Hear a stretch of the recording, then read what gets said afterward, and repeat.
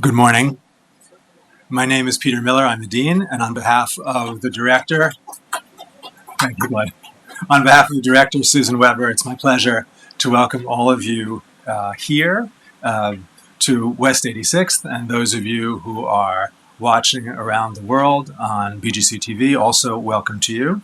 And since we're mentioning West 86th Street, I would like to acknowledge that the intellectual and social life of the Bard Graduate Center here unfolds on the land where the intellectual and social life of the Lenni Lenape peoples once unfolded.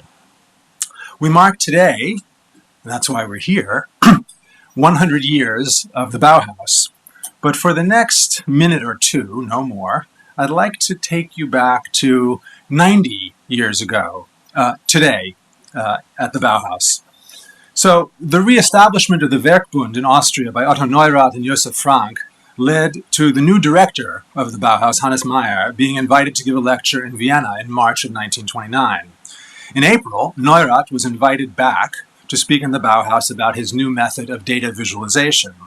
And that summer, the relationship between the philosophers of the Vienna Circle and the Bauhaus was deepened still further when another member of the group, a young doctoral student, Herbert Feigl, was invited to deliver 6 lectures at the Bauhaus between the 3rd and the 8th of July. The topics for the lectures, it's one a day. Okay? So the scientific world conception, physical theories and reality, laws of nature and freedom of will, chance and law, body and mind, space and time. Small subjects. In a long letter to his doctoral supervisor, in fact, it's 26 pages long, I'm not going to read the whole of it, he described the enthusiastic reaction to his lectures. On the first evening, I lectured on the new scientific world conception. There was a huge discussion. Some of the people here are very artistic, so they put up a good deal of resistance against my anti-metaphysics. But after many discussions in the following days and evenings, I was able to bring these people, who are nearly all very intelligent and at least very interested, to see things more clearly.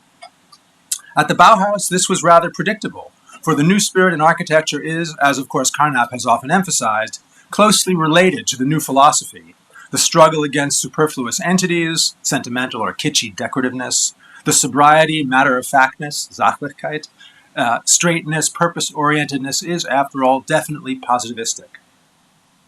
And he concludes, just as everyone in our circle, the Vienna Circle, has mastered a particular science, every architect there at the Bauhaus has to have mastered a craft. And in October, that same Rudolf Carnap was invited to Dessau to speak, and he gave 4 lectures exactly this week in October of 1929. On the 15th of October, his talk was entitled Science and Life. On the 16th of October, Task and the Content of Science. Last night, instead of Paul Betts, The Logical Construction of the World. And today, the 18th of October, The Four-Dimensional World of Modern Physics. And then on the 19th, The Misuse of Language. After his lecture of Wednesday, the 16th, 1929, in which Carnap argued for getting rid of metaphysics as well as God and the idea of understanding in history, overthrowing the whole basis of the human sciences in Germany from the middle of the 19th century until then, there was enormous discussion. From his diaries, we know that he was up until 1 in the morning debating his points with the students and the masters. So we know the posed photographs, the fancy dress parties with clever themes, but I'd like us just to go away and think about the artists and masters and makers staying up into the night, debating ideas with the philosophers visiting from Vienna. That kind of intellectual engagement, which then, as now, can make an art and design school also an advanced humanities institute, is why it feels so appropriate to host an event devoted to the centenary of the Bauhaus at the Bard Graduate Center.